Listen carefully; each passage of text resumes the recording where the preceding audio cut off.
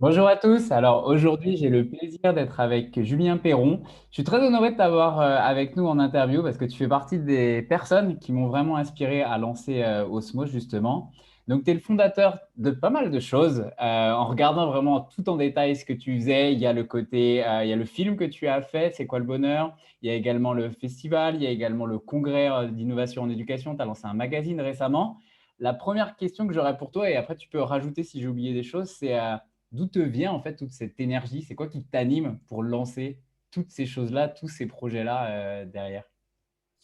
Alors, ce qui m'anime, mais je crois qu'il y a plusieurs choses.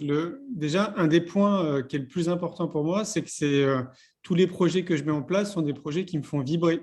C'est des projets qui me mettent en joie avant de me lancer dedans. Donc, j'allais dire avant tout, je me lance dans des activités que je kiffe. Sinon, je pourrais pas, je pense que je ne les ferais pas. Donc ça, c'est vraiment le point de départ avant toute chose. Et dans un deuxième temps, mon leitmotiv, depuis 20 ans maintenant, c'est de semer des graines, en fait, c'est d'inspirer les gens autour de moi à avoir un regard un peu différent sur beaucoup de choses. Ça peut être, alors nous, on est très concentré autour de l'éducation et autour de la connaissance de soi.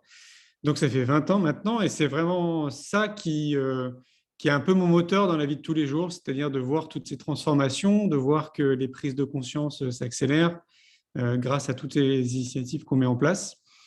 Donc, dernièrement, là, depuis quelques mois, j'ai réfléchi un petit peu à mon activité et je trouve que ce qui ressemble le plus à ce que je fais, c'est du jardinage. Donc, j'ai l'impression de semer des graines, tu sais, comme dans un jardin, et puis après d'entretenir les fleurs. Et ça colle le plus à, en tout cas, ce que je ressens profondément. Et ouais, je crois que c'est vraiment ça. Le fait, c'est de recevoir des messages quotidiennement, que ce soit sur les réseaux sociaux ou par email, ou des personnes qui m'appellent et qui te remercient parce que ça a changé leur vie d'être tombé sur le magazine qu'on a créé, sur une interview, participer au festival, ou enfin, toutes ces initiatives qu'on a mis en place.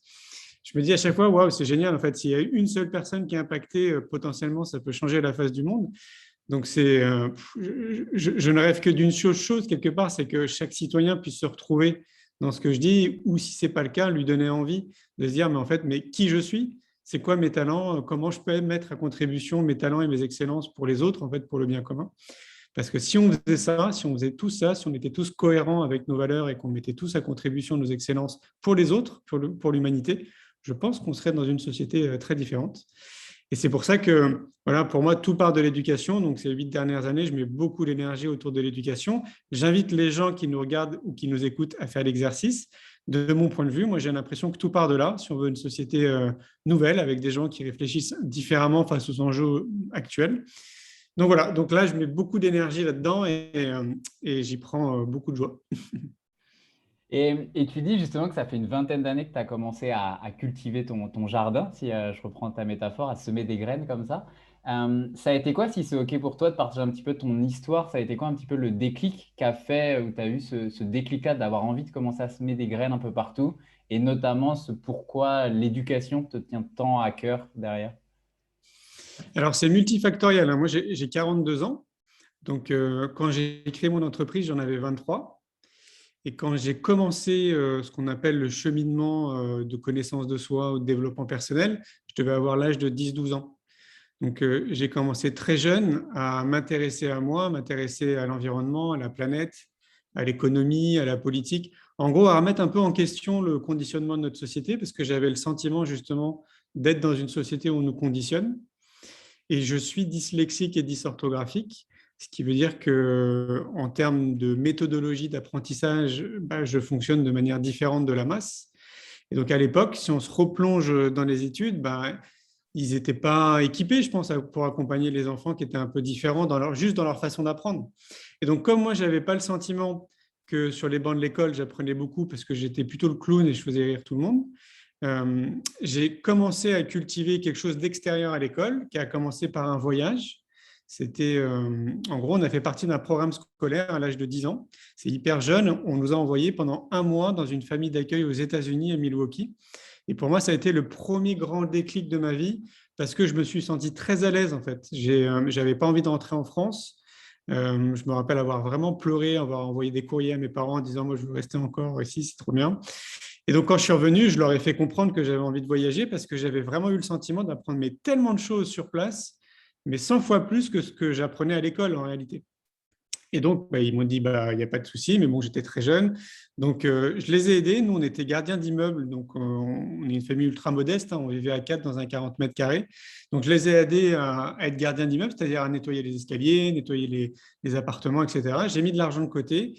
Et je crois que mon premier voyage, c'était vers 18-20 ans en mode backpacker. Je suis parti en Égypte. Et là, ça a été un autre gros déclic dans ma vie parce que quand tu vas voir les temples, les pyramides, ça remet totalement en question toute l'histoire de ce qu'on t'a appris à l'école. Et donc là, ça a été un deuxième volet important. Et pendant cette période, à 12 ans, j'ai commencé le Kung Fu. En fait, j'en ai fait pendant 14 ans. Ça a été aussi là pour moi une vraie école de la vie. Je suis devenu champion de France en 99, puis après d'Île-de-France. Et donc là, je me suis passionné j'allais dire de moi, mais de l'être humain en fait, de manière globale. J'étais très curieux de maîtriser cette énergie, en fait, cet art qui était le kung-fu. Et donc, du coup, ça t'amène à conscientiser un peu plus ce que tu manges, à être très attentif à ta respiration, à ton corps, en fait, à ton esprit, à te respecter, à respecter l'autre. C'est une vraie école de la vie, ça développe plein de choses. Et voilà, donc si je synthétise, grosso modo, ça m'a construit, ça m'a amené à avoir une vision très différente très tôt de la société. Et donc, du coup, je me sentais un petit peu isolé dans mes réflexions parce que je voyais bien que beaucoup de mes camarades se fichaient de moi, ou même ma famille, mes amis, je voyais bien qu'on avait des sujets de conversation, on ne se comprenait pas. Moi, j'avais envie de partager toutes mes découvertes, tous les livres que je discutais, les gens que je rencontrais. Et puis, les gens, ils ne captaient pas, ils n'étaient pas encore prêts, je pense, à entendre tout ça. Donc, du coup, je me suis dit à 23 ans, comme je sentais que j'avais déjà révélé des excellences, j'ai vu que j'avais une espèce de facilité à fédérer les gens autour de moi, à communiquer de manière assez simple et j'étais assez efficace. Et je travaillais à l'époque pour un patron où ça n'avait pas de sens. Donc, du coup, je me suis dit, voilà, je vais essayer de créer une activité qui me convienne, qui réponde à mes besoins. Et mes besoins sont primaires. C'est-à-dire que moi, j'ai besoin de voyager, de manger, d'avoir un toit sur la tête, de rencontrer les gens, l'amour, l'amitié, vraiment des trucs très basiques. Et voilà, à 23 ans, je me lance avec ce désir fou de me dire, mais j'ai envie d'apporter en fait mes talents, ce que je suis aux autres, parce que j'avais déjà un regard, ouais, je voyais tellement de choses à travers les voyages, à travers toutes ces rencontres et ces lectures que je voulais donner ça au monde en leur disant, il y a une autre façon de voir les choses. Et j'ai commencé par des voyages. J'ai créé Néo Horizon Travel, qui était en fait ma façon de voyager à l'époque. Et j'ai créé le marché du tourisme éco-responsable sans me rendre compte à l'époque. Et c'est là où j'ai vu en fait que en fait, les 3 premières années de développement, ça a été un peu compliqué. Puis après, la société c'est assez bien développée, quoi, on va dire. Et voilà, j'ai un peu peut-être trop développé, mais c'est pour en arriver là. Non, c'est top de voir que c'est parti d'un voyage finalement à 10 ans qui t'a déjà ouvert énormément d'opportunités, enfin qui t'a ouvert à beaucoup d'autres choses sur lesquelles l'école ne t'avait pas forcément ouvert là-dessus. Et j'ai écouté des interviews de toi en me renseignant, en préparant l'interview, et là tu l'as redit dès le début. On sent vraiment que c'est une phrase qui te tient à cœur. Tu dis toujours tout part de l'éducation. C'est vraiment cette Voilà. phrase, on sent que c'est ta maxime que tu répètes continuellement. Et tout part de l'éducation, notamment au niveau scolaire, avec les parents, et puis dans notre société, comme tu disais, où on peut, suivant les perceptions de chacun, être un peu conditionné. Qu'est-ce que tu penses à l'heure actuelle de comment on est conditionné dans le système scolaire, justement? Quelle est ta perception un peu de comment est enseigné le développement personnel dans l'éducation actuelle, ou n'est pas enseigné d'ailleurs? Et c'est quoi un petit peu ta vision à l'heure actuelle du système scolaire là-dessus? Ce que je pense, c'est qu'on est face à un système elle est grosso modo, qui a à peu près un siècle, on va dire, et qui avance pas aussi vite que notre société. En fait, tout va très vite autour de nous. On voit bien, hein, faut pas avoir bac plus 12 quand même pour le voir. Donc, plus les années passent et tout va très vite. Et puis le système, donc il n'y a pas que l'éducation nationale, c'est beaucoup d'autres choses, hein, avance très lentement. Pour prendre un peu leur défense, c'est un peu logique parce qu'on est quand même face à un mastodonte, c'est énorme, hein. Si on isole juste l'éducation nationale, c'est 1 million de salariés à peu près. Donc, ça ne peut pas évoluer comme nous on le souhaiterait, c'est-à-dire beaucoup plus rapidement. La bonne nouvelle, par contre, c'est que ça évolue. Et ça, il y a quand même peu de gens qui sont au courant parce qu'il n'y a pas une communication ni du mainstream ni de l'éducation nationale pour montrer un petit peu les avancées qu'ils peuvent avoir au sein du système. Parfois, même les enseignants ne sont même pas au courant. Donc, moi, j'ai peut-être ce regard qui est un peu différent parce que j'ai un regard qui est croisé avec les gens qui sont à l'extérieur et des gens qui sont à l'intérieur, que ce soit donc le ministère, l'UNESCO, des fondations, des ONG, etc. Donc, en gros, la direction, elle est très bonne, et ça, c'est vraiment chouette de se dire ça. Sauf que, bah, évidemment, ça va mettre du temps pour que ce soit visible. Donc, voilà. Et donc, ce qui se passe, c'est quoi? C'est que l'éducation telle qu'elle a été créée, notre système, en soi, il est quand même plutôt bon, quoi. Ça apporte énormément de choses en termes de connaissances, de savoir, sauf qu'on met totalement de côté le savoir-être, c'est-à-dire ce qu'on peut appeler le développement personnel ou la connaissance de soi.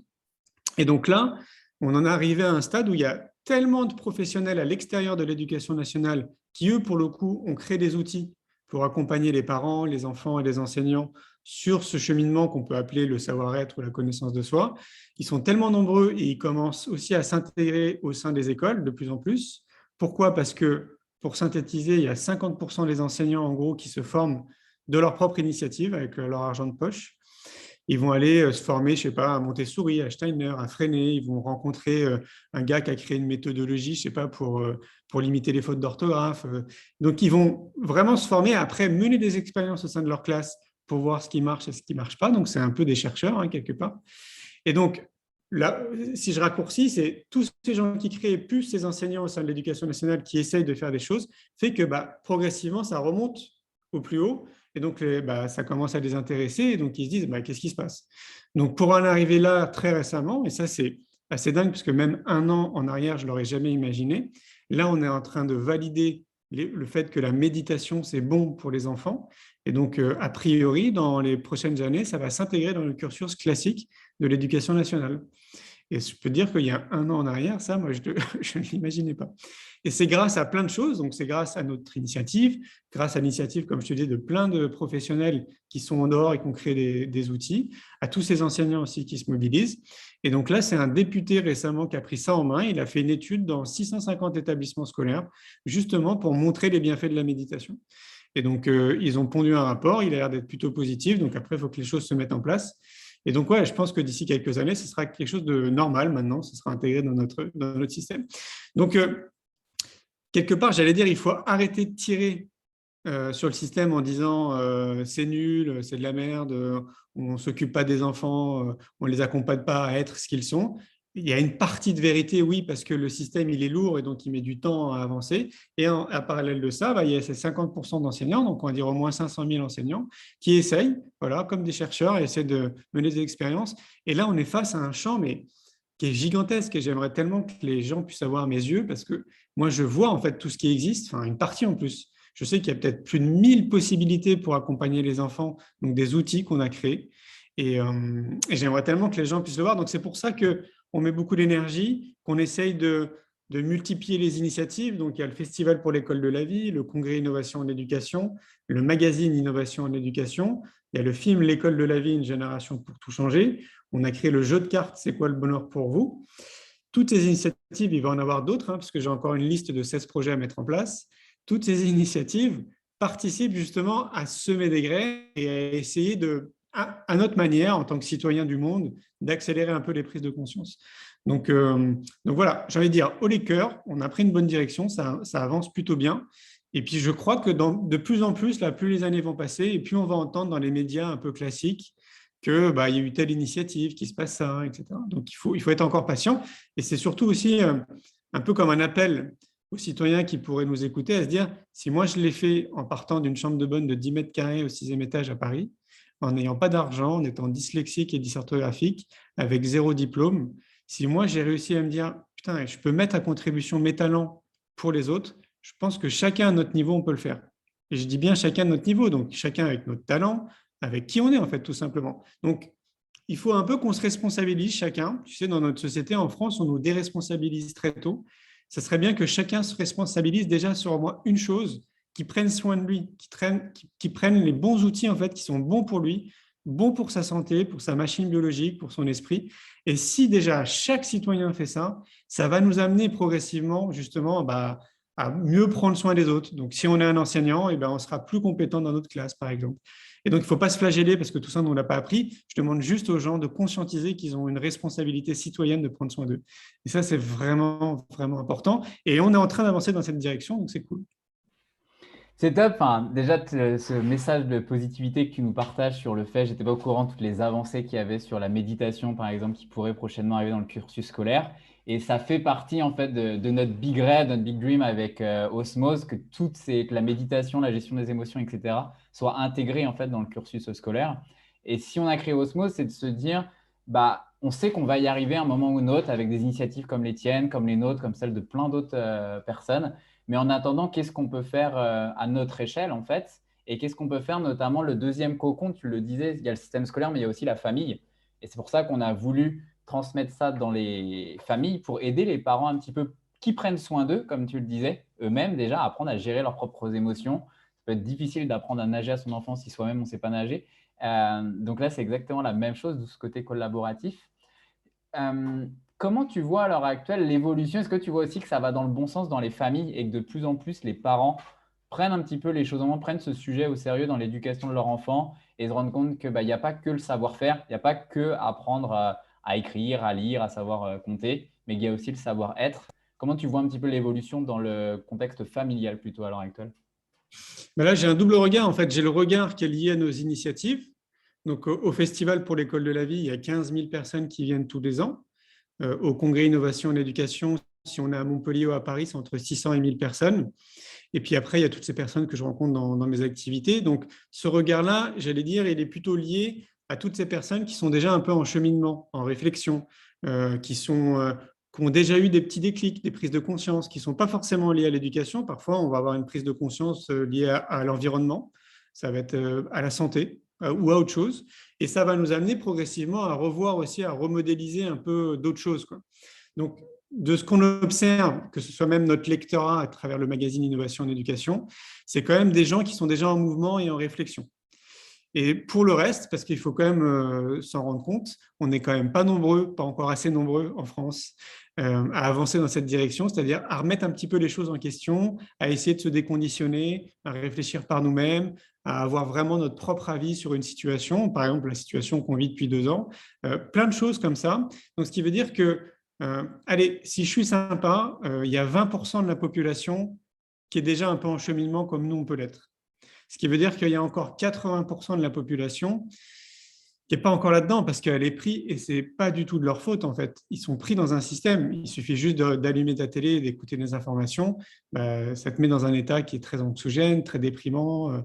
Voilà, c'est bon. Bref, la radio, c'est pareil. Tous les médias, tout le mainstream, globalement, c'est à peu près la même chose. Et donc, je ne veux pas tirer une balle sur le mainstream parce qu'il n'y a pas que, c'est vraiment le système global, c'est notre politique, c'est vraiment tout ce qu'on a mis en place, hein, l'agroalimentaire, la pharmacopée, etc., fait qu'il y a un conditionnement, peu importe le pays dans lequel on se trouve, où on nous dirige dans une certaine façon de penser. Pour être très synthétique, on nous dit, si tu veux être heureux, c'est quoi le bonheur? C'est tu fondes une famille, tu achètes une grosse maison, tu achètes un gros 4x4, tu prends le chat, le chien, tu fais des enfants, et c'est ça le bonheur. En gros, c'est un peu ça, quoi. Si tu es un garçon, il ne faut pas pleurer. Si tu es une fille, il faut t'habiller en rose. Tu as plein de petits conditionnements comme ça qui font partie de nos sociétés respectives. Ce qui veut dire que bah, tout le monde suit les rails, en gros, quoi. Il ne se pose pas de questions. C'est un peu métro, boulot, dodo, quoi. Et c'est là où ça a été intéressant ces 2 dernières années là qu'on vit, c'est que ça a posé les gens. Ça les a amenés bah, d'un coup, en fait, à mettre stop, à faire une petite pause un peu dans leur vie. Et d'un coup, bah, tout ce flot de pensée qu'on peut avoir dans notre quotidien qui est pris par des fausses excuses, bah, il a refait surface. Et donc, moi, je trouve qu'un des côtés positifs, c'est que ça a accéléré un peu les prises de conscience, parce que les gens, justement, sont confrontés bah, à leur vie, en fait, à leur vraie vie avec leurs femmes, leurs maris, leurs enfants, plein de choses comme ça. Et donc, c'est pas évident dans notre société actuelle, peu importe le pays dans lequel on se trouve, déjà de se déconditionner et de prendre du recul, de s'apercevoir un petit peu de comment notre société, elle tourne. Donc, nous, on essaye à notre manière justement de semer des graines pour accélérer un peu ces prises de conscience. Toi, tu le fais aussi de ton côté. Donc, voilà, plus on sera nombreux, et bien plus bah, il y aura de personnes qui vont conscientiser beaucoup de choses. Et donc, moi, j'ai envie de me dire que je serai encore vivant. Je me suis fixé un objectif de vivre au moins jusqu'à 112 ans. Donc, j'aimerais constater de mes yeux qu'on a passé ce cap à un moment donné et qu'il y a peut-être au moins allez, 50% de la population voilà, qui s'est un peu déconditionné de tout ce qu'on nous a fait croire en fait être une notion du bonheur. Donc voilà, il faut quand même être réaliste. Il y a ces deux facettes-là. Il y a 20% de la population qui est en cheminement perso, et puis après, il y a les 80% qui sont pris dans le conditionnement de notre société. Mais comme tu disais, au final, dans ces 80% qui sont pris depuis ce qui se passe là depuis 2 ans, il y a eu ce côté quasiment, surtout au premier confinement, ce côté obligatoire en fait de se poser et de se dire, bah, beaucoup de personnes étaient au chômage partiel, etc. Et avaient du temps en fait de se voir qu'est-ce qui se passait à l'intérieur de soi, etc. Qu'est-ce que, si tu en as des conseils, recommandations, des choses que tu as fait pour toi ou que tu as entendues pour tous ces parents, pour toutes ces familles qui aimeraient justement arriver à sortir un peu la tête de l'eau, prendre du recul là-dessus, qui, je pense, ont commencé en fait avec les petites graines que tu as semées à se dire ça serait bien que je prenne un peu du recul, mais qui se font vite rattraper en fait malgré tout par le travail, par les enfants, par l'engrenage du quotidien. Qu'est-ce que tu pourrais leur conseiller, leur recommander justement pour arriver à continuer ce chemin-là et tout en respectant leur rythme? Je pense qu'on est d'accord là-dessus, chacun va à son rythme. Mais est-ce que tu aurais deux, trois astuces, des conseils à leur apporter là-dessus? Ben, je vais revenir sur ce que je disais tout à l'heure, c'est que faut vraiment conscientiser parce que c'est pareil, notre société nous fait croire que c'est un peu égoïste de s'occuper de soi avant de s'occuper des autres, que la priorité vraiment c'est de s'occuper de soi avant de s'occuper de ses enfants, avant de s'occuper de son mari, de sa femme, etc. Et donc il faudrait, dans l'idéal, qu'on puisse intégrer dans notre vie de tous les jours, un peu comme une hygiène de vie, comme une routine, des outils qui sont bons pour nous. Alors, je peux te donner des exemples. Euh, je pense que comme on est tous des êtres humains, il y a quand même une base qui me paraît essentielle. C'est-à-dire qu'on peut tous, à notre niveau, revoir notre alimentation. On peut tous conscientiser que globalement, on mange parce qu'on a faim, on mange pour se remplir, mais on ne mange pas parce que c'est bon pour notre santé. Donc il y a déjà tout un travail de rééducation au niveau de notre alimentation en se disant que, comme le disait Hippocrate à l'époque, que ton aliment soit ton premier médicament. Et là, il y a toute une phase déjà voilà, de déconditionnement, de se rééduquer en termes d'alimentation et de se dire, bah, au final, qu'est-ce qui est bon pour ma santé? Donc, pour ceux qui seraient amenés à se poser ce genre de questions, il faut savoir quand même il faut à peu près 5 ans pour quelqu'un qui est extrêmement motivé pour changer son alimentation. C'est-à-dire pour basculer de cette alimentation qui est très consommatrice et qui est très liée au marketing et à la communication de ce qu'on nous propose, à une alimentation qui est saine, donc bonne pour notre organisme. Donc ça, c'est un point de départ qui est vraiment très important. Un deuxième, et ça tout le monde peut l'appliquer, c'est d'avoir une activité sportive régulière, le plus régulièrement possible qu'on puisse. Donc comme tu le disais, ça dépend de chacun, hein, chacun l'adapte avec sa vie. Mais là, il y a plein d'études, que ce soit au niveau de l'alimentation ou du sport, il y a plein d'études maintenant qui le montrent. C'est hyper important. On a besoin d'extraire ne serait-ce que des toxines par les pores de notre corps et plein d'autres avantages qu'apporte le sport. Ça peut être de la marche, ça peut être de la natation, du vélo, ce qu'on veut, ce qui nous convient, ce qui nous fait vibrer, mais le faire le plus régulièrement possible. Faire très attention à son sommeil. Donc le sommeil, c'est pareil. Il y a suffisamment d'études aussi qui montrent qu'on a vraiment besoin d'avoir des cycles de sommeil qui nous rechargent en fait. Donc que ce soit pour notre cerveau ou juste notre corps. À chacun de savoir, et on le sait de manière un peu intuitive, de combien d'heures de sommeil on a besoin pour se sentir en forme. Et donc là, l'idée, c'est d'adapter notre sommeil. Par exemple, en ce moment, là, depuis quasiment un an, je vois que j'ai besoin de 6 heures de sommeil à peine. Et donc, je me cale en fonction de ça. Donc, grosso modo, à 11 heures, je commence quasiment à m'endormir et je suis réveillé vers 5h30, 6 heures. Sans réveil. Pourquoi sans réveil? Parce que là aussi, il y a une étude qui a montré que n'importe quel réveil, même les derniers réveils, là, tu sais, qui te réveillent avec une aube, un truc très doux, dès que ça te sort en fait de ton cycle de sommeil, ton corps et tes cellules sont stressés pour toute la journée. Donc, ça, c'est adaptable à tout le monde peut le faire. Et il y en a certains qui vont dire, ah non, mais moi, attends, c'est impossible, je me couche à 1h du mat, le lendemain, il faut que j'aille bosser, je me lève à 7h. Si je ne mets pas de réveil, moi, je me réveille à midi. Je peux le concevoir. Mais ce que je dis, c'est que c'est une autre façon de concevoir sa vie, en fait. C'est-à-dire qu'il faut se déconditionner, se reconditionner à quelque chose qui est peut-être meilleur pour nous, pour notre santé, et qui va avoir un impact après avec des avantages collatéraux. C'est-à-dire si toi, au sein de ta famille, tu commences à te prendre en main, tu vas inspirer tes enfants, tu vas inspirer ton mari, tu vas inspirer ta femme. Et ça part tout le temps de là, en fait. Il faut si c'est les deux, par exemple, la femme et le mari qui s'y mettent, c'est encore mieux. Mais il suffit juste un élément dans la famille pour que ça ait un impact pour toute la famille. Donc, sport, alimentation, sommeil, se rapprocher le plus souvent le possible de la nature. Donc là, c'est accessible pour toutes les familles. On peut aller se balader en pleine forêt, aller dans un parc.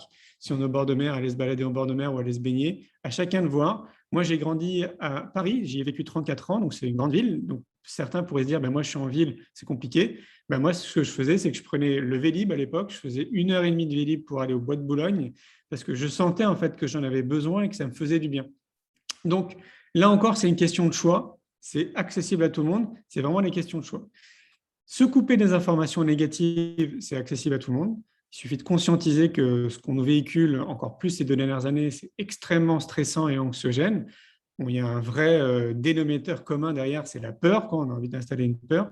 Donc, se couper de ça et choisir l'information, ça ne veut pas dire se couper du monde, mais tu peux choisir ton information maintenant, ce qui n'était pas le cas il y a une trentaine d'années en arrière. Donc, choisissons notre information, ce qui nous fait du bien, ce qui nous nourrit, là encore, dans notre intellect et dans notre psyché, vraiment des informations qui nous plaisent et qui sont voilà, porteuses de sens, quoi. Et puis, un dernier point, on pourrait dire pratiquer des exercices de relaxation.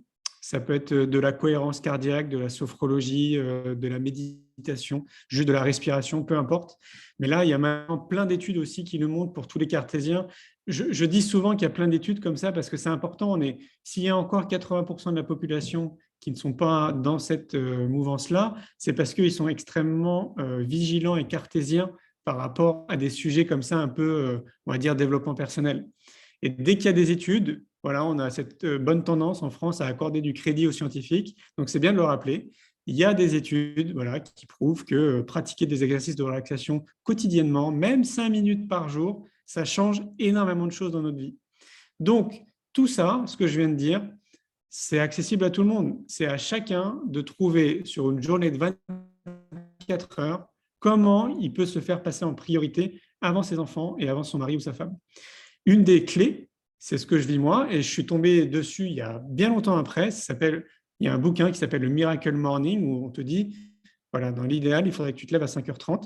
Moi, c'est venu naturellement, et je le confirme parce que je le vis. Quand tu te réveilles à cette heure-là, en fait, tu as beaucoup plus de temps déjà, dans un premier temps, pour t'occuper de toi, avant que ton mari ou tes enfants se réveillent. Et ça peut être une des clés. Mais à chacun de trouver, dans son organisation personnelle, comment il peut intégrer tout ça, quoi.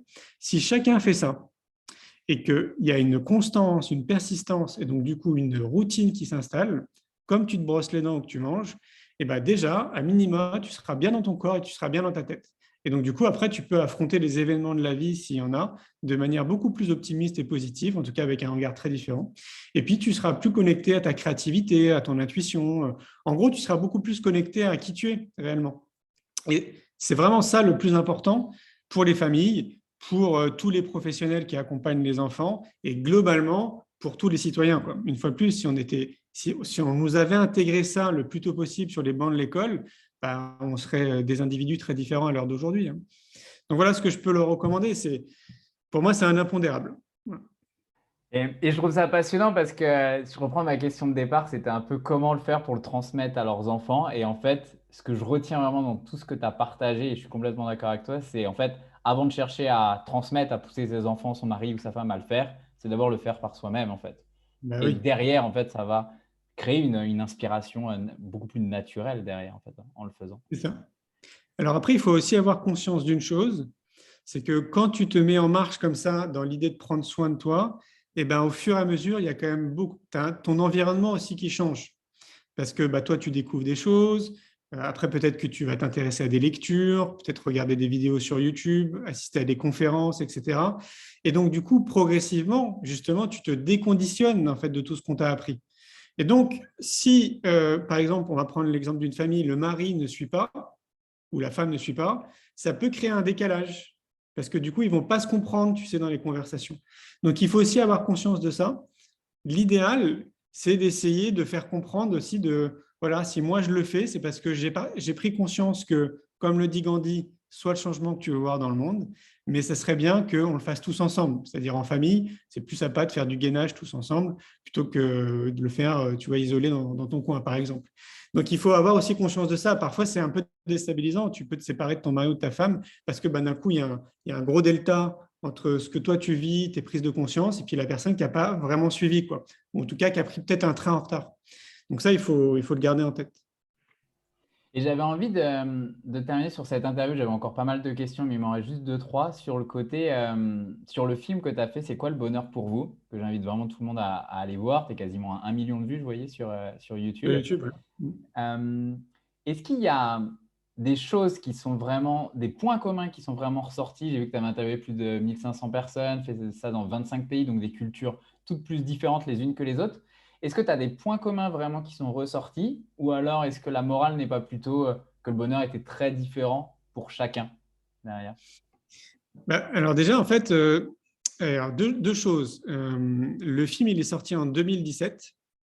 Et depuis 2017, je crois qu'il y a un peu plus d'1 million de spectateurs qui ont vu le film, c'est dans les salles de ciné. Moi, j'étais dans plus de 300 salles de ciné. Et là, effectivement, sur YouTube, on n'est pas très loin aussi du 1 million. Donc, bientôt, il y aura un peu plus de 2 millions de personnes qui auront vu le film. Je trouve ça énorme. Parce que, je précise, hein, moi, je ne me considère pas comme un réalisateur ni un producteur de films. Je me considère comme un citoyen. Et alors, dans cette grande enquête, en fait, surtout ce qui m'a choqué, il y a, on va dire, un point, c'est qu'il y avait une personne sur 4 qui me regardait dans les yeux et qui me disait, Julien, je ne sais pas du tout ce que c'est le bonheur pour moi. Et ça, pour moi, ça a été, tu pourrais te dire de manière positive, bon, bah, ça va, il y en a 3 sur 4 quand même qui arrivent à avoir une définition. Mais c'était trop, en fait, pour moi. C'était trop. Je me disais, mais parce que je sentais qu'ils étaient désemparés. Certains ont eu même des larmes d'émotion de ne pas trouver, en fait, tu vois, leur définition du bonheur. Et c'est surtout ça, en fait, moi, qui m'a choqué pendant ces nombreuses années là où j'ai interviewé des gens. Je me disais, putain, c'est quand même pas normal que les gens n'arrivent même pas spontanément à se dire, bah, tiens, le bonheur, c'est ça, en fait, pour moi. Et c'est ce qui m'a poussé d'ailleurs à continuer à interviewer les gens. C'était pour l'idée de, au moins, d'amener cette question. Parce que cette question, finalement, elle est puissante. C'est quoi le bonheur pour toi ou c'est quoi le bonheur pour vous? Qu'au moins les gens puissent l'entendre et se dire, bah, tiens, bah, c'est quoi le bonheur pour moi? Et éventuellement, peut-être s'ils sont en famille, après, bah, on discutait avec les membres de leur famille. Donc ça a été un point qui m'a interloqué. Le deuxième point qui est venu assez rapidement, c'était, bah ouais, en fait, on est 7 milliards d'individus, mais il y a 7 milliards de définitions. Donc, je pourrais passer toute ma vie à aller interviewer des gens partout dans le monde. Bah, il y aurait des troncs communs, parce qu'on parle de bonheur, puis il y a des choses quand même qui se regroupent, mais quand même, chacun a une définition qui est très particulière, qui lui est propre, avec en plus cette possibilité qu'elle puisse évoluer dans le temps. Moi, ma définition du bonheur, elle n'a pas évolué dans le temps, mais j'ai vu, après d'autres personnes que j'ai pu interviewer là, pendant le confinement et que j'avais interviewé donc, il y a 4-5 ans derrière pour le film, leur reposer la question en mode surprise à la fin de l'interview en leur disant, bon voilà, on s'est vu il y a 6 ans, alors en fait, c'est quoi le bonheur pour toi? Ça a évolué ou pas? Et donc, pour certains, ça avait évolué.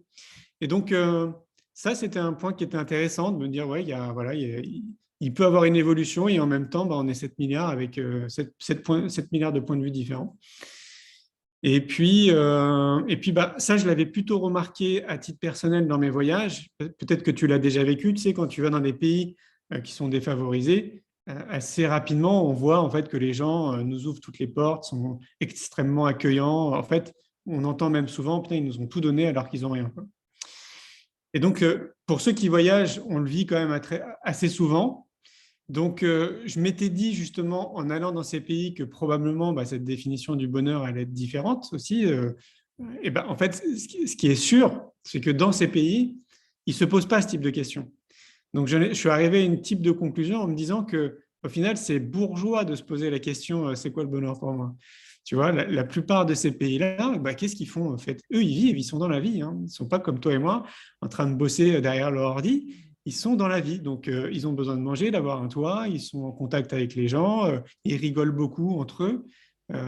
Et donc, ils ne sont pas du tout en train de se poser la question, mais en fait, c'est quoi le bonheur pour moi, quoi.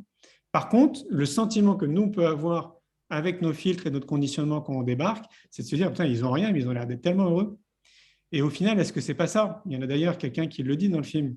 Est-ce que c'est pas le fait de se dépouiller un peu de tous nos biens matériels qui peut-être nous permettrait justement de conscientiser que bah, c'est pas à travers les biens matériels qu'on est heureux, mais c'est juste peut-être en incarnant qui on est réellement. Et pour incarner qui on est réellement, bah, une fois de plus, ça part de l'éducation si on ne nous l'a pas appris.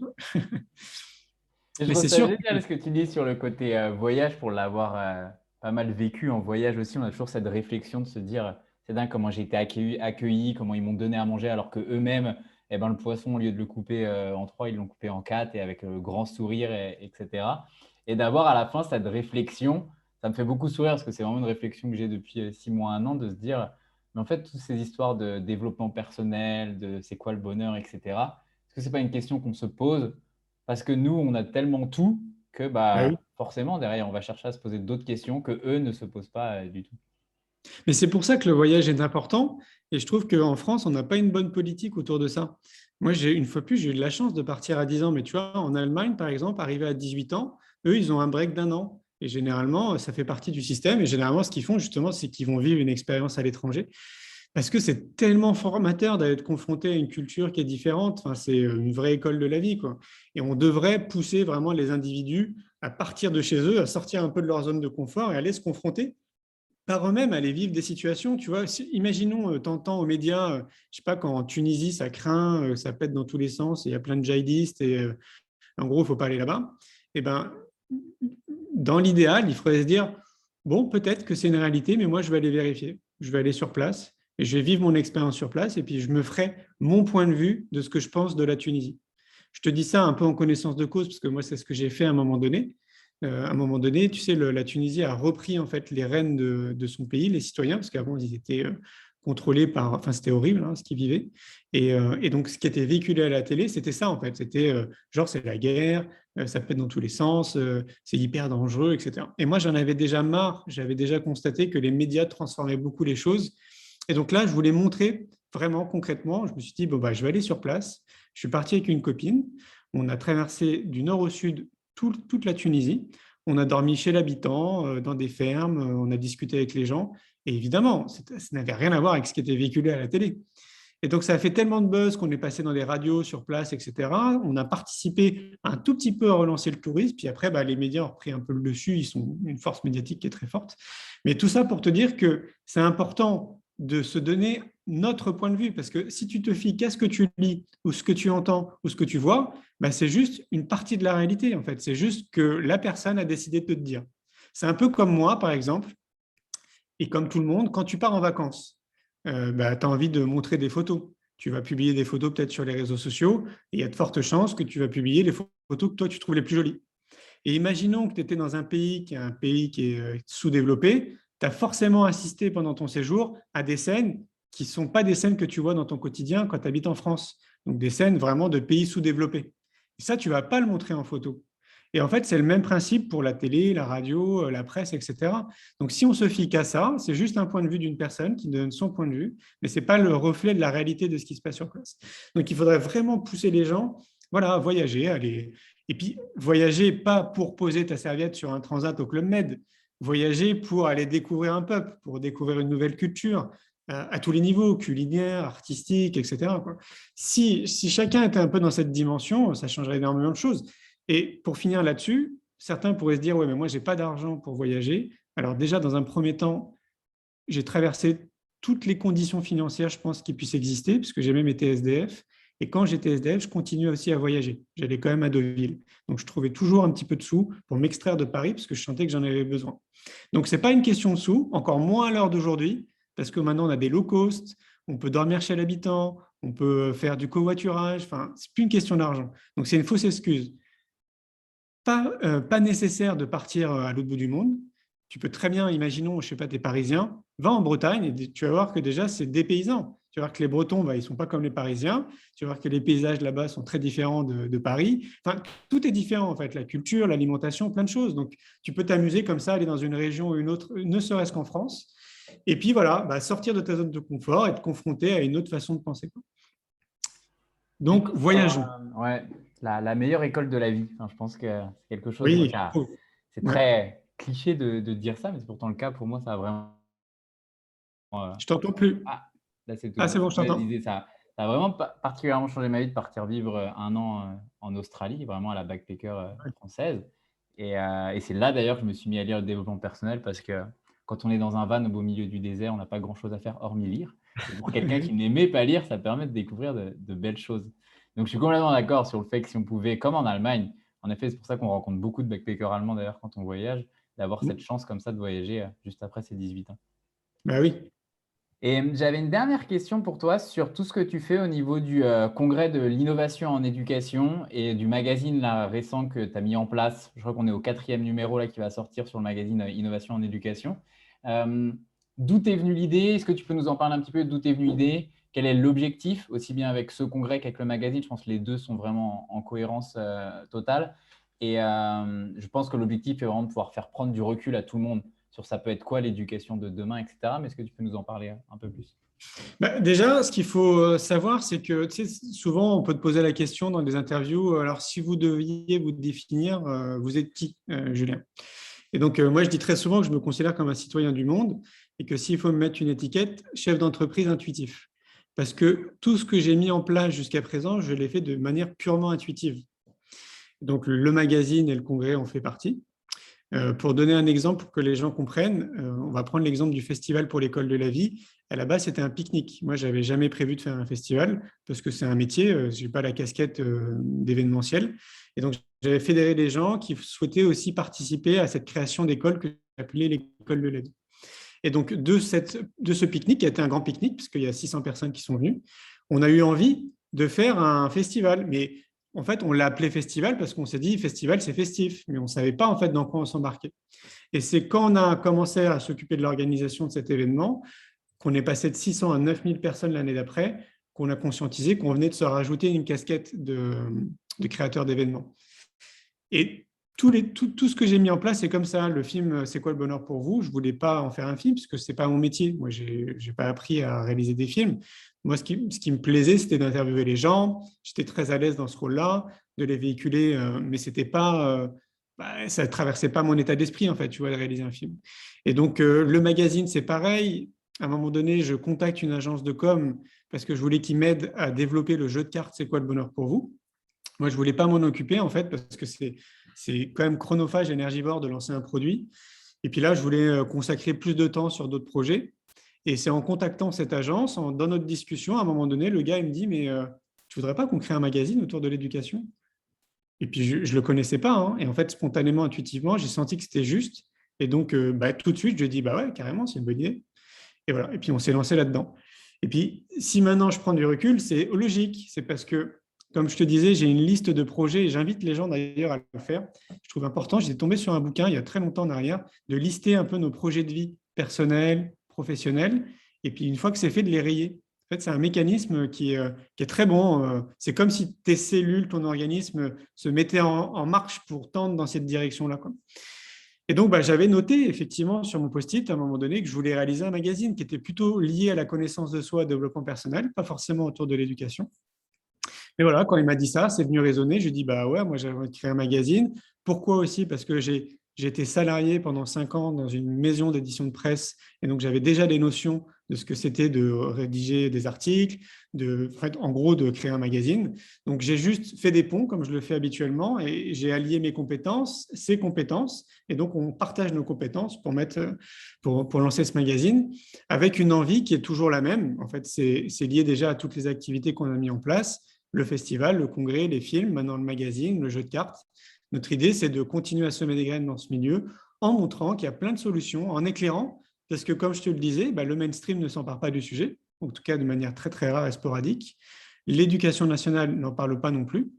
Donc si nous, à notre niveau, on peut le faire, et pourquoi pas inspirer d'autres gens, parce que c'est déjà le cas maintenant, à faire la même chose. Donc maintenant, on sait qu'il y a de plus en plus d'événements qui sont en train de se créer autour de l'éducation, que ce soit sur Internet ou en physique. En ce moment, c'est un peu plus compliqué le physique, mais on sait qu'il va y avoir plein de festivals là, autour de l'éducation, plein de salons, alors que ce n'était pas le cas il y a encore 2-3 ans en arrière.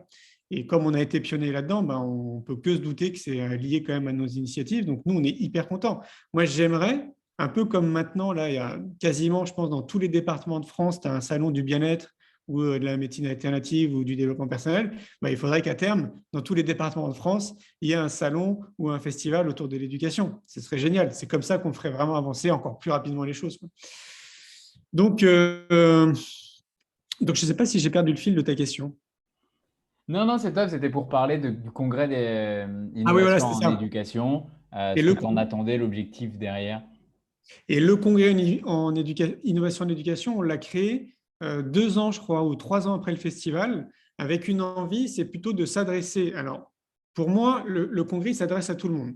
On veut vraiment toucher tout le monde. Mais de ce qu'on observe maintenant, parce que notre 4e édition, là, c'est au mois d'octobre, on voit en fait que c'est quand même beaucoup de professionnels qui viennent. Donc, il y a des enseignants dans les professionnels, mais c'est tous ceux qui sont dans le champ de l'éducation. Donc, ça représente quand même beaucoup d'activités.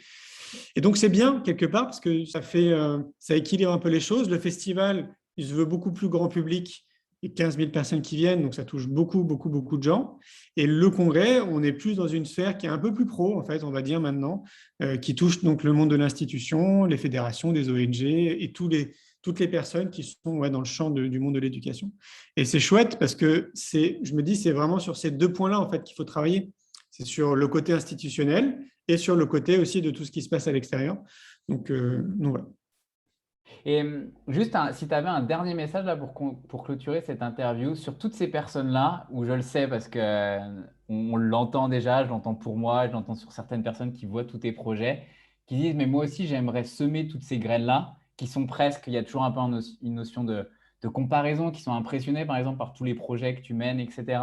Qui disent, mais moi aussi j'aimerais semer ces graines. Mais comment il fait? Il y a beaucoup de questions souvent qui arrivent dans ces cas-là sur mais comment il fait concrètement financièrement pour lancer autant de projets, pour financer tout ça, mine de rien, un événement comme ça? Comment il fait du coup pour gérer en plus sa vie perso à côté? Et il y a vraiment ce côté financier qui revient et ce côté gestion du temps. Quel est le dernier message que tu pourrais partager à ces personnes-là, si tu veux partager un petit peu toi comment tu fais d'un point de vue personnel ou ce sur quoi tu les encouragerais pour clôturer cette interview? Eh ben, déjà, quand j'ai créé mon activité, comme tu as dû le comprendre, j'étais déjà en cheminement, tu sais, de ce qu'on appelle la connaissance de soi. Et donc, j'avais déjà commencé à mettre en place une espèce de routine de vie qui est très ancrée dans ma vie de tous les jours. Donc, je reviens sur ce que je disais à la base. Ça, pour moi, c'est la base pour tout le monde. Donc, déjà, pour moi, je suis la priorité de tous les jours. J'ai une chérie, j'ai des amis, j'ai une vie, quoi, tu vois. Et donc, le fait, par exemple, de commencer à 5h30 le matin, en me levant à 5h30, bah, je m'impose de terminer mes journées à 4h30. Donc, à 16h30, peu importe ce qui se passe, c'est fini, c'est over, c'est pour moi. Et donc, tout le reste de la journée, c'est pour moi. Donc, bah, je sais pas, pour être avec ma compagne, pour aller, nous, on a de la chance, on est à Montpellier, donc on peut aller se baigner dans la mer, on peut en un arrière-pays qui est magnifique. Donc, moi, j'ai mis ça en place dans ma vie, c'est-à-dire que la priorité dans ma vie, c'est moi, c'est pas mon entreprise et les projets que je mets en place. Tout ça, ça vient me nourrir dans mon quotidien. C'est-à-dire que c'est, on va dire, c'est un peu la cerise sur le gâteau. Et donc, si chacun faisait ça, c'est-à-dire une fois de plus, si chacun comprenait qu'il a intérêt à s'occuper de lui, je te dis progressivement, tu vois un peu dans quelle direction tu as envie d'aller. Après, les choix ne sont pas tout le temps évidents à faire, hein, parce que pour en arriver là où je suis, bah, évidemment, j'ai fait plein de choix dans ma vie. Il y a eu plein de moments où peut-être que d'autres personnes n'auraient pas fait les mêmes choix.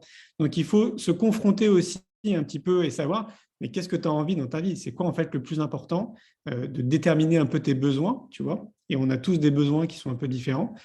Donc ça serait un peu la clé de voûte et le point de départ, quoi. C'est prends soin de toi, détermine tes besoins.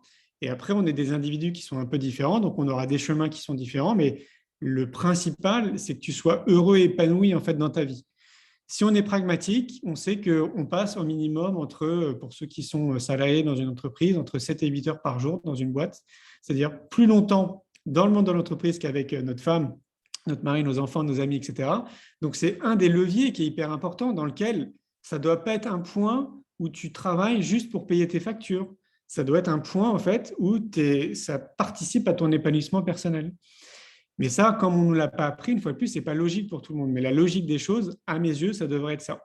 C'est que comme on est le plus de temps dans cet environnement, ça devrait être un lieu d'épanouissement. Comme ça, bah, quand tu rentres chez toi, quand tu as terminé ton boulot, bah, juste à kiffer déjà, en fait, déjà au moins toute ta journée. Tu vois. Et puis après, bah, tu es plus disponible pour être avec tes enfants, ton mari, ta femme, etc. Donc, les bonnes questions qu'il faut se poser peut-être, parce qu'on peut reprendre les rênes de sa vie à n'importe quel moment de sa vie, c'est voilà, mais en fait, qui je suis, quoi. Est-ce que je suis vraiment en accord avec les choix que j'ai fait à l'heure d'aujourd'hui, que j'ai fait des enfants, mon métier, est-ce que c'est un métier qui est purement alimentaire, et en quoi maintenant je peux mettre en place des actions. Il faut un premier pas, ça peut être très long, un premier pas qui va me permettre d'aller de plus en plus vers qui je suis réellement, quoi.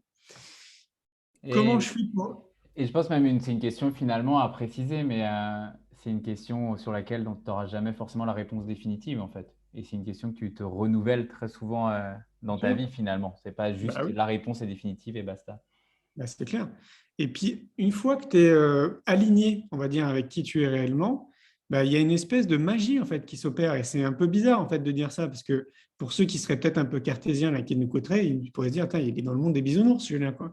Alors que moi, je suis quelqu'un de très ancré. Je suis très pragmatique, quoi. J'ai fait des études scientifiques. Je suis cartésien comme garçon. Mais dès que tu prends soin de toi et que tu es dans ce cheminement-là, bah, Ouais, en fait, il y a un truc magique, c'est-à-dire il y a plein de synchronicités qui se mettent en place, tu rencontres les bonnes personnes, etc. Et c'est là où, quand ça devient fluide, c'est là où ça doit être le bon signe. Donc, il faut être attentif à ça. Si c'est pas fluide dans ta vie à un certain niveau, ça peut être au niveau de ta santé, je sais pas, dans ton métier, plein de choses, c'est qu'il y a des ajustements à faire. Les ajustements à faire, généralement, ce n'est pas des ajustements extérieurs, c'est plutôt des ajustements intérieurs. Après, il va avoir l'environnement dans lequel tu es. Ça, on y pense très rarement. Mais, donc moi, comme je te disais, j'ai grandi à Paris, donc quasiment pendant 34 ans. J'ai mis quasiment 12 ans à quitter Paris. C'était compliqué. Parce que je me suis rendu compte d'un truc, c'est que justement, l'environnement parisien ne me correspondait pas. Énergétiquement, si on peut parler d'énergie, ça me nivelait vers le bas, en fait. Donc, je devais vraiment faire plein de trucs dans mon quotidien pour sortir la tête de haut. Et au moment où j'ai commencé à me dire, bah, tiens, je vais chercher un coin en France qui correspond un peu à mon énergie et qui je suis là où je vais me sentir bien, quand je suis sorti de la gare de Montpellier, ça a été une évidence. Et donc, depuis que je suis arrivé ici à Montpellier, mes activités se sont déployées, mais peut-être fois 100 par rapport à ce que je faisais à Paris. Et donc, je peux que voir le lien, tu vois. Et tous ceux qui ont mené cette expérience et qui l'ont vécu comme moi te diront la même chose. C'est-à-dire que l'environnement aussi dans lequel tu es est déterminant aussi pour ton épanouissement personnel et pourquoi pas après aussi professionnel si tu décides de créer ton entreprise, etc. etc. Donc ça, c'est des points qui sont vraiment, vraiment importants. Et après, bah, le financement que tu évoquais, comment on fait pour financer tous les projets, etc. Ben, c'est pareil, ça va paraître un peu bisounours, mais les choses s'axent assez naturellement. Moi, j'ai fait des choix. C'est-à-dire que j'ai pas fait le choix d'aller chercher des financements à l'extérieur. J'ai pas fait le choix d'aller demander à la mairie de nous soutenir financièrement, d'aller demander à la région aussi de nous aider financièrement, de remplir tout un tas de dossiers pour avoir des aides. Pourquoi je ne l'ai pas fait? Parce que je pense que je vais passer trop de temps à remplir des dossiers pour rentrer dans des cases à la virgule près et qu'en parallèle de ça, je ne vais pas en fait me concentrer sur le projet. Je vais juste me concentrer à obtenir des sous et je vais passer peut-être à côté de ce que j'ai envie de proposer aux gens, quoi. Donc c'est un choix. Il y a d'autres personnes dans mon entourage qui, eux, vont chercher des subventions comme ça à droite à gauche. Voilà, chacun fait ses choix. Moi, je me débrouille. Je pars du principe qu'on n'est jamais mieux servi que par soi-même. Donc, pour le festival, par exemple, il est autofinancé. C'est-à-dire, c'est les exposants, c'est la buvette, c'est la billetterie, c'est plein de petits trucs qu'on a mis en place comme ça, qui fait que ce n'est pas du tout une opération économique qui est intéressante, parce qu'on arrive à peine à rentabiliser le festival, mais au moins, bah, on ne perd pas d'argent et on fait un truc qui est hyper important et on participe à quelque chose qui a du sens. Et donc là, tu vois, c'est un choix. Il y a peut-être des gens qui décideraient de se lancer dans un festival pour gagner leur vie, en fait, pour en faire une opération économique. Et tout ce que j'ai fait, c'est comme ça. Donc, il faut toujours revenir à se poser les bonnes questions. Qu'est-ce que j'ai envie de faire? Qu'est-ce que j'ai envie d'apporter aux gens? C'est quoi mes compétences? Et surtout, bah, qu'est-ce qui me met en joie? Et est-ce que je suis bien dans ma tête, bien dans mon corps? Qu'est-ce que je peux mettre en place pour être bien dans ma tête, dans mon corps, etc. C'est une espèce de cercle vertueux, en fait, au final. Et après, il faut admettre et conscientiser qu'on ne peut pas être bon dans tout. Et donc, peut-être qu'une des compétences qui va permettre de mesurer qu'un chef d'entreprise est peut-être, j'allais dire, entre guillemets, meilleur qu'un autre, c'est qu'il sait s'entourer des bonnes personnes. Il sait reconnaître que bah, moi, je suis un très mauvais manager, par exemple. Et donc, bah, il y a des personnes autour de moi, bah, c'est eux, ils excellent là-dedans, ils kiffent, quoi. Ils sont... Et tant mieux, c'est génial. Donc, du coup, on est complémentaires. Et donc, voilà, je crois que j'ai une particularité parmi tant d'autres, c'est d'essayer de m'entourer un maximum de gens qui kiffent ce qu'ils font, qui sont bons dans ce qu'ils font et sur des choses sur lesquelles moi, je ne suis pas forcément bon ou qui ne me plaisent pas. Et donc, du coup, on avance comme ça tous ensemble. C'est ce qu'on peut appeler aussi le cerveau collectif. Mais là, pour en arriver à ce stade-là et reconnaître que tu ne peux pas tout maîtriser, que tu ne peux pas tout faire et que tu n'es pas bon dans tout, il faut déjà un minimum s'occuper de soi pour déjà se connaître, quoi. Parce que sinon, tu passes à côté de pas mal de choses. Je crois que ça sera la belle conclusion de cette interview, de s'occuper de soi avant tout et de vraiment se consacrer du temps au quotidien même sur soi. C'est ça, exactement. Merci beaucoup, Julien. Merci beaucoup déjà pour tout ce que tu fais depuis des années, pour toutes tes initiatives, pour le congrès, pour le magazine, pour tout ce qui m'a inspiré, ce qui a inspiré beaucoup de personnes. Et merci pour tous tes partages dans cette interview. Avec joie. Merci à toi.